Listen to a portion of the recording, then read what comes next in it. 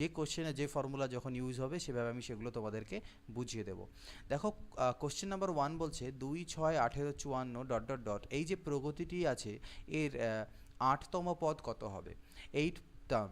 তো আমরা যেরকম সমান্তর প্রগতি করেছিলাম ঠিক সিমিলারলি গুণোত্তর প্রগতিতেও তাই করতে হয়। তো 8 টার্ম অর্থাৎ T8, এই T8-এর যে মান হবে 8 টার্ম বা T8-এর যে ফর্মুলা সেটা আমাদের হয়ে যায় a r⁴n−1, যেখানে a মানে হচ্ছে প্রথম পদ, আর r মানে হচ্ছে কমন রেশিও।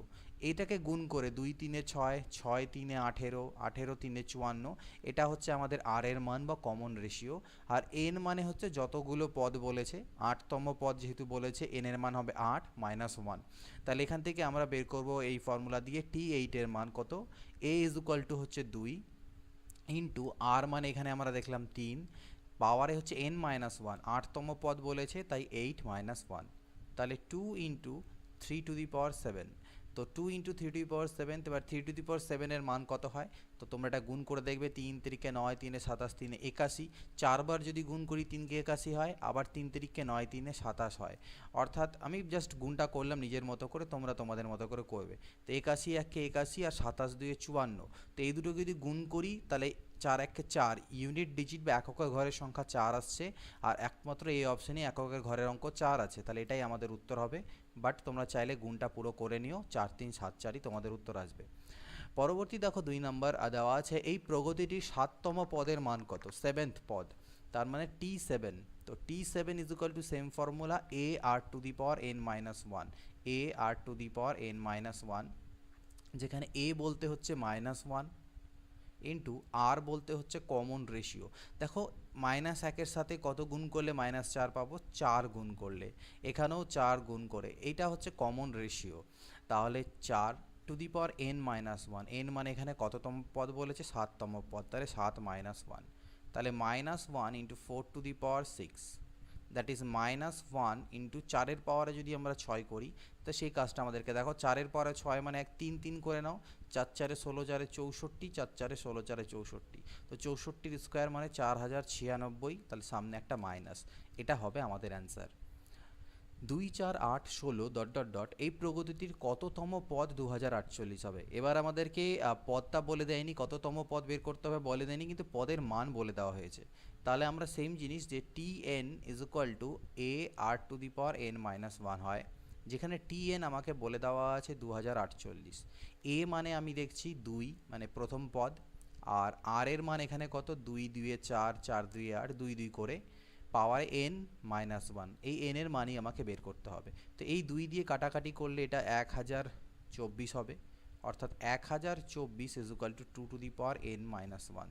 এবার 1024কে 2-এর যদি আমরা পাওয়ারে লিখতে যাই তাহলে 210 মানে হচ্ছে 1024। তাহলে সূচকের নিয়ম আমি করিয়েছিলাম যে দুপাশে যদি এরকম থাকে যে x⁴m is equal two x⁴n, তাহলে m is equal two n হয়, অর্থাৎ 10 ইজ ইকুয়াল টু n-1 হবে। আর এখান থেকে n বের করতে চাইলে -1 ওপাশে গিয়ে 11 হবে, তার মানে 11তম পদের মান হবে 2048।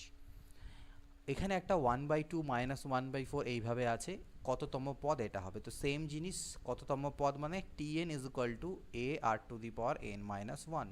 Tn এর মান হচ্ছে এখানে 1/256 ইজ ইকুয়াল টু a বলতে এখানে হচ্ছে হাফ, এখানে আর বলতে কত দেখো -হাফ করে, -হাফ করে গুণ করলে এই পাওয়া যায় পরের টার্মগুলো, অর্থাৎ আর এর মান হচ্ছে -হাফ পাওয়ারে n-1।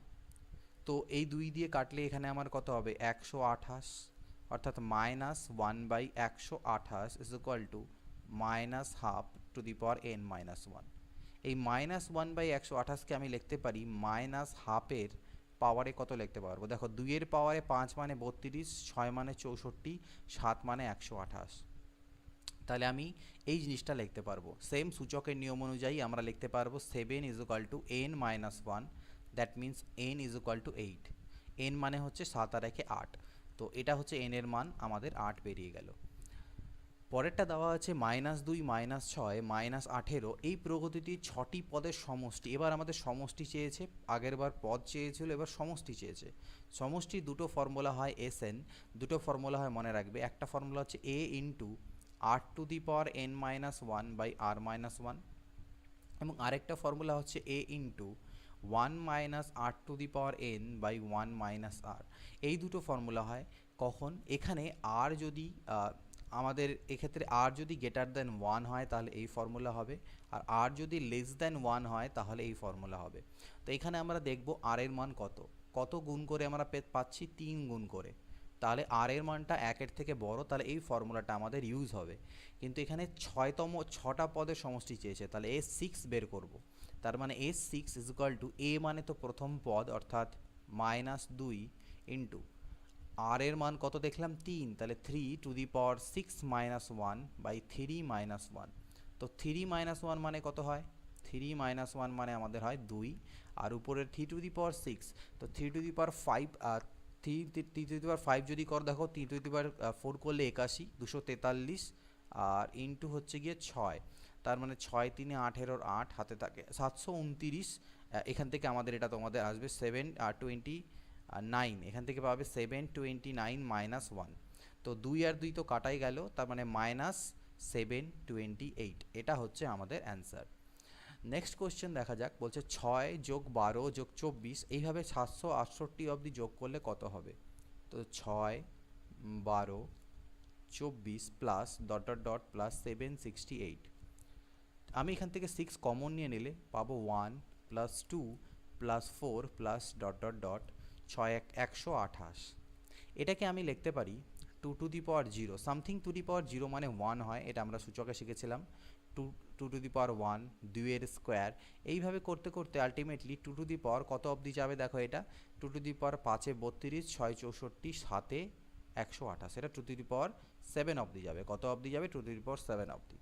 এবার তাহলে এইটুকুটা 6 থাকুক, এটা আমার ফর্মুলা পড়ে গেল সমান্তর প্রগতির সমষ্টির ফর্মুলা, অর্থাৎ এস কত অবধি, কয়টা পদ আছে এখানে, 0 থেকে শুরু করে 7, মানে মোট 8টি পদ এখানে আছে। S8, তার মানে 6 ইন্টু S8, এটা বের করলেই আমার হবে। এবার S8 এর ভ্যালু কত, আমরা জানি ফর্মুলা কী ছিল, দেখতে হবে এখানে আর গ্রেটার দেন 1 না লেস দেন 1। 2 2 করে গুণ হচ্ছে, অর্থাৎ r ইজ ইকুয়াল টু 2, যেটা গ্রেটার দেন 1। তাহলে এখানে আমাদের ফর্মুলা হবে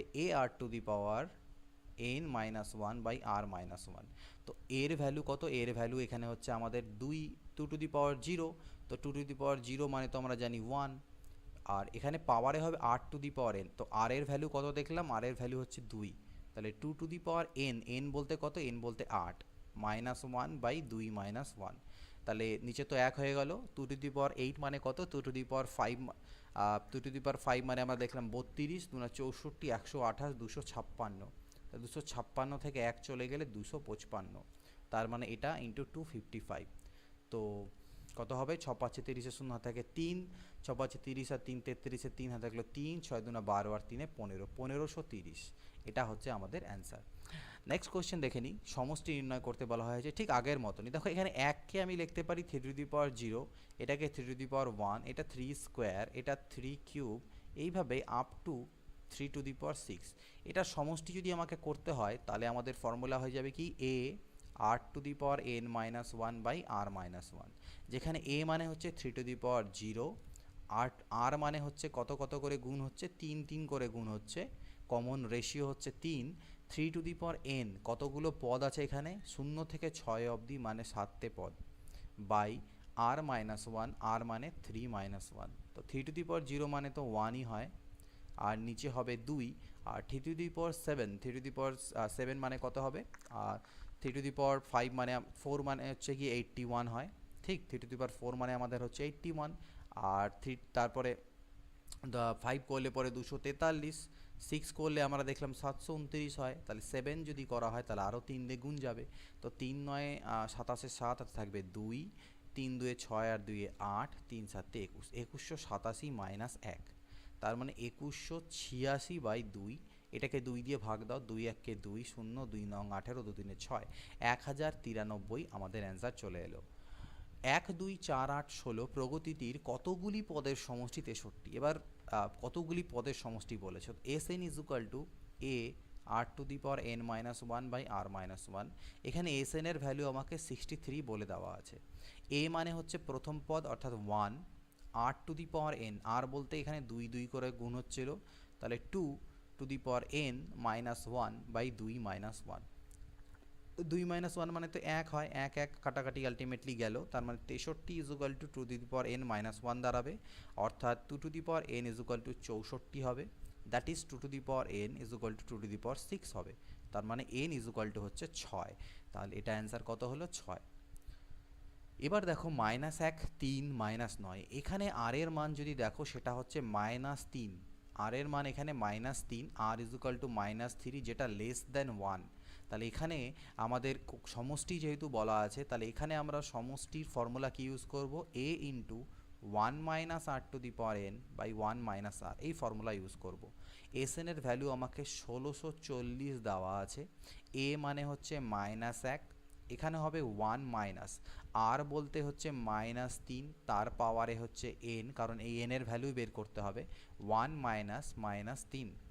তাহলে দেখো 1640 ইজ ইকুয়াল টু মাইনাস 1, উপরে আমার এটা থাকলো 1 minus minus 3 to the power N, আর নিচে আমার 4 হয়ে যাবে।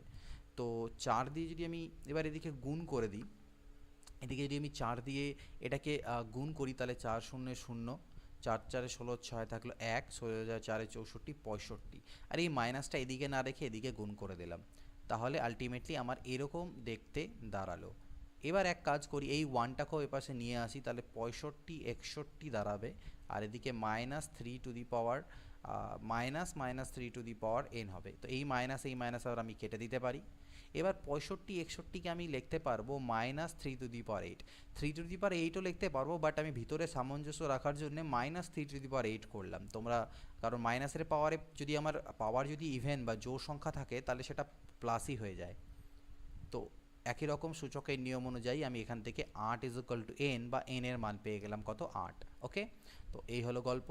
পরবর্তী দেখে নেওয়া যাক 10 নম্বর বলছে 8 ও 512 এর গুণোত্তরীয় মধ্যক, মানে এর মধ্যম, আমরা যদি এক সময় করেছিলাম এক ধরনের যে আমরা কি বলবো মধ্য সমানুপাতি নির্ণয় করো, সেম জিনিসই এখানেও ফর্মুলা। গুণোত্তরীয় মধ্যক মানে বলছে এটা তো আছেই, এর পরের এই মিডিলের টার্মটা কত হবে। তো আমরা জানি যদি সাপোজ মনে করো এখানে এক্স থাকে, তাহলে আমি জানি 8-এর সাথে যত গুণ করে আমি এক্স পেয়েছি, এক্সের সাথেও ঠিক তত গুণ করেই 512 পাবো। এটাই হচ্ছে আমাদের গুণোত্তর প্রগতির বৈশিষ্ট্য। অর্থাৎ এক্সকে যদি আমি 8 দিয়ে ভাগ করি, তাহলে যে কমন রেশিও বা আর বেরোবে 512কেও এক্স দিয়ে ভাগ দিলে সেটাই আসা উচিত। অর্থাৎ এক্স বাই 8-এর যা মান 512 বাই এক্সেরও তাই মান। তার মানে ultimately X square is equal to 8 into 512, তার মানে X is equal to root over 8 into 512 মানে 8-এর কিউব, তার মানে 8-এর পাওয়ারে 4। তা এটা বাইরে যখন আসবে 8-এর স্কোয়ার হয়ে বেরোবে, অর্থাৎ 64। এক্সের মান কিন্তু সামনে প্লাস মাইনাস অবভিয়াসলি দেবো, তো যেহেতু বর্গমূল হয়েছে তাই, তো প্লাস মাইনাস 64 এটা হচ্ছে গুণোত্তরীয় মধ্যক। ঠিক আছে, এবার বলা হচ্ছে 3 2x প্লাস 1 27 এরা গুণোত্তর প্রগতিতে থাকলে x এর মান কত। তো আমি আবারও বললাম গুণোত্তর প্রগতিতে থাকার অর্থ কি, এটাকে যদি এটাকে দিয়ে ভাগ দিই তাহলে আমরা যেটা পাবো আর, 27 দিয়ে যদি এটাকে ভাগ দিই, মানে 27কে যদি এটা দিয়ে ভাগ দিই তাহলেও পাবো আর। তো ultimately 2x plus 1 divided by 3 যা মান হওয়া উচিত, 27কে যদি আমি 2x প্লাস 1 দিয়ে ভাগ দিই সেটাও একই হওয়া উচিত, এই দুটোই হচ্ছে আমাদের আর। তো এইটার পার্টের দরকার নেই, আমরা এখান থেকে কোনাকুনি যদি গুণ করি তাহলে 2x প্লাস 1-এর whole square is equal to 27 3 81, অর্থাৎ 2x plus 1 is equal to plus minus 9, এদিকে বর্গমূল হলে 9 আসবে। অর্থাৎ এখান থেকে দুটো ভ্যালু হতে পারে, 2x plus 1 is equal two 9 হতে পারে, অথবা 2x plus 1 is equal to minus 9 হতে পারে। তাহলে 2x ইজ ইকুয়াল টু 8 হতে পারে, অর্থাৎ x ইজ ইকুয়াল টু 4 হতে পারে। 2x is equal to minus 10 হতে পারে, অর্থাৎ x is equal to minus 5। এই দুটো অ্যান্সার পসিবল এক্সের। তো অপশানগুলো যদি তোমরা দেখো, অপশানে মাইনাস 5 কোথাও নেই, 4 অপশানে আছে, তাহলে এটা আমাদের উত্তর। 12 নম্বর সেম জিনিস বলেছে 2r 4 প্লাস 2r আর 10 প্লাস 3r গুণোত্তর প্রগতিতে থাকলে r এর মান কত। তাহলে সেম জিনিস 4 plus 2r divided by 2r is equal to 4 plus is equal to 10 plus 3r divided by 4 plus 2r। তাহলে এটা কোনাকুনি গুণ হলে 4 প্লাস 2r এর whole square is equal to 2r into 10 plus 3r। তো এটা a plus B whole square formula ভাঙি, 16 4 দুনা 8 দুনা 16r plus 4r square is equal to 20r plus 6r²। তো সবগুলোকে একদিকে যদি নিয়ে যাই তাহলে আমার 2r² হবে, 6r² থেকে 4r² বাদ গেলে 20 থেকে 16 চলে গেলে 4r -16 = 0। That means r² plus 2r -8 = 0। দুই কমন নিয়ে নিলাম। এটাকে যদি মধ্য সহগ পদ্ধতিতে বিশ্লেষণ করি তাহলে এখান থেকে r এর যেটা সলিউশন বেরোবে, দুটো মান বেরোবে, একটা 4 বেরোবে, এক -4 বেরোবে এবং একটা 2 বেরোবে। তো যেহেতু -4 অপশানে নেই তাই 2 উত্তরে আছে, উত্তর এটা। তো সলভ করতে পারো এটাকে তোমরা চাইলে, আদারওয়াইজ অপশান ধরে ধরে পুট করে দেখো। যদি 2 এখানে পুট করো তাহলে 2 এর স্কোয়ার কত, 4 প্লাস 4 -8, 4 আর 4 8 থেকে 8 গেলে 0, স্যাটিসফাই হয়ে যাচ্ছে, তাই এটা আমাদের উত্তর। তো 13 নম্বর দেখা যাক কি বলছে। এক ছাত্র প্রথম দিনে 2 টাকা, দ্বিতীয় দিনে 6 টাকা, তৃতীয় দিনে 18 টাকা এইভাবে করে সঞ্চয় করতে থাকে, তাহলে অষ্টম দিনে গিয়ে সে কত সঞ্চয় করবে, অর্থাৎ T8 এর মান আমার কাছে চেয়েছে।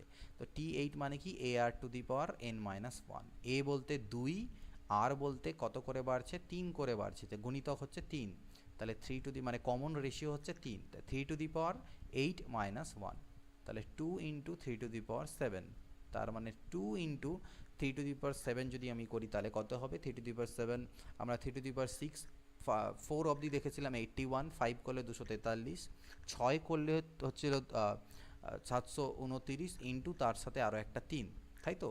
তা 3 নং 27, সাথে থাকে 2, 3 দুনা 6, 2 8, 3 7 21। তো এটাকে যদি গুণ করা যায় তাহলে 2 7 14, 4 হাতে থাকবে কত, 1, 2 8 16, আর 1 17, 21 দুনা 42, আর 1 43, 4374। এটা হচ্ছে এর অ্যান্সার। নেক্সট দেখো, এক ছাত্র প্রথম দিনে 2টি, দ্বিতীয় দিনে 4টি, তৃতীয় দিনে 8টি এইভাবে করে শব্দ মুখস্থ করে 7 দিন এসে মোট কতই শব্দ মুখস্থ করতে পারবে, অর্থাৎ S7 এর ভ্যালু বের করতে হবে। তো এখানে যদি দেখি আর এর মান হচ্ছে 2 করে, এটা হচ্ছে এ, তাহলে ফর্মুলা আমরা জানি A × r⁴n−1/r−1। এ হচ্ছে 2, আর বলতেও 2, 2⁷ -1/2 - 1, তাহলে 2 × এটাতে 1 হয়ে গেল, আর এটা 2⁷ মানে কত, 2⁵ 32, 64, 128 থেকে 1 চলে গেলে 127, তার মানে 254, তার মানে সে 254টি শব্দ মুখস্থ করতে পারবে। 15 নম্বর কি বলছে দেখো, এক ব্যক্তির প্রথম বছরে 20 টাকা বেতন বাড়ে, দ্বিতীয় বছরে 40 টাকা বাড়ে, তারপরে 80 বাড়ে, এইভাবে বাড়তে থাকলে কত নাম্বার বছরে গিয়ে তার 2560 টাকা বাড়বে, অর্থাৎ Tn = AR⁴n−1। এখানে Tn এর মান হচ্ছে 2560। ওকে, এ বলতে হচ্ছে 20, আর বলতে কত, 2 2 করে বাড়ছে, তাহলে 2⁴n−1। কাটাকাটি করি, 0 0, 2 দিয়ে কাটলে 128, 128কে আমি লিখতে পারবো কত, 2⁷, 7, 5 32, 6 64, 7 128 = 2⁴n−1। সূচকের নিয়ম অনুযায়ী n−1 = 7 বা n = 8, তাহলে অষ্টম বছরে গিয়ে তার বেতন বৃদ্ধি হবে 2560 টাকা। তো এখানে এই 15টা কোশ্চেনই ছিল, এর বেশি কোশ্চেন এখানে ছিল না। তো আশা করছি এই কোশ্চেনগুলো তোমরা বুঝতে পেরেছো। পরবর্তী যেটা চ্যাপ্টার আমরা করব সেটা 17 নম্বর চ্যাপ্টার হবে, যেখানে আই থিঙ্ক রেশিও প্রপোর্শন আছে। তারপর থেকে পরপর যে পাটিগণিতের চ্যাপ্টারগুলো আছে সেগুলো তোমাদেরকে প্রোভাইড করে যাব। চেষ্টা করব যত তাড়াতাড়ি তোমাদেরকে পাটিগণিতটা কমপ্লিট করে দিতে পারি, কারণ পাটিগণিতে প্রচুর কোশ্চেন্স আছে, এক একটা চ্যাপ্টারে প্রচুর কোশ্চেন্স আছে, এবং যেহেতু একটু বড় বড় কোশ্চেনগুলো হবে পাটিগণিতের কোশ্চেন্সগুলো, তো সেখানে একটু টাইম লাগতে পারে একটা ভিডিও তোমাদের সামনে আনতে। বাট একটু ধৈর্য ধরে দেখবে, কমপ্লিট অবশ্যই সিরিজটাকে করবো, একটু টাইম লাগতে পারে, বাট সিরিজটাকে কমপ্লিট অবশ্যই আমি করব। তো চলো নেক্সট ভিডিওতে তোমাদের সাথে দেখা হবে। এই ভিডিওটা ভালো লাগলে জানিও, কোনো রকম কোয়ারি সাজেশনস থাকলে তোমরা অবশ্যই দিতে ভুলবে না। এবং আমার যে অপর চ্যানেল আছে, যেটা অনেকে হয়তো তোমরা এখনও সাবস্ক্রাইব করোনি, সেটা স্মার্ট ইনসাইট, এই চ্যানেলটিকে তোমরা অবশ্যই কিন্তু সাবস্ক্রাইব করো, কারণ সেখানে আমি স্টাডি কেরিয়ার রিলেটেড বিভিন্ন রকমের গাইডেন্স বা টিপস অ্যান্ড ট্রিক্স, বিভিন্ন স্ট্র্যাটেজিস তোমাদের সাথে শেয়ার করতে থাকি। এবং রিসেন্টলি আমি সেখানে CGL-এ যে আমার স্কোর কীভাবে আমি ইংরেজিতে ইমপ্রুভ করতে পেরেছিলাম নিজেকে, সেটা তোমাদের সাথে শেয়ার করেছি। তো সেই চ্যানেলের যে লিঙ্ক সেটা তোমরা ডেসক্রিপশনে পেয়ে যাবে, সেখান থেকে তোমরা অবশ্যই কিন্তু সেটাকে সাবস্ক্রাইব করো এবং বাকিদের সাথে অবশ্যই শেয়ার করবে। চলো নেক্সট ভিডিওতে দেখা হবে, তো then good bye and take care.